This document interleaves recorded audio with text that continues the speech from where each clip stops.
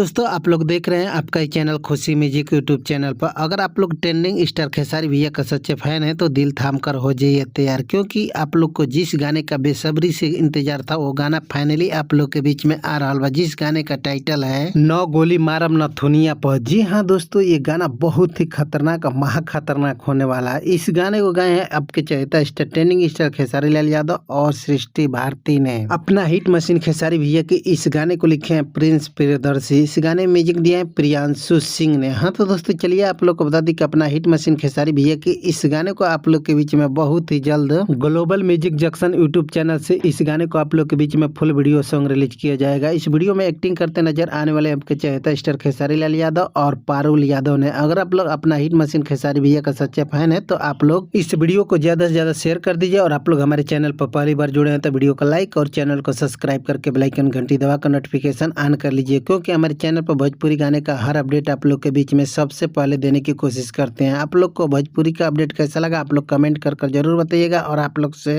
अनुरोध है कि आप लोग तैयार रहिए। अपना हिट मशीन खेसारी भैया का गाना आते ही गर्दा मचा कर रख देना है। नमस्कार प्रणाम दोस्तों, फिर मिलते हैं नए अपडेट के साथ, तब तक के लिए बाय बाय।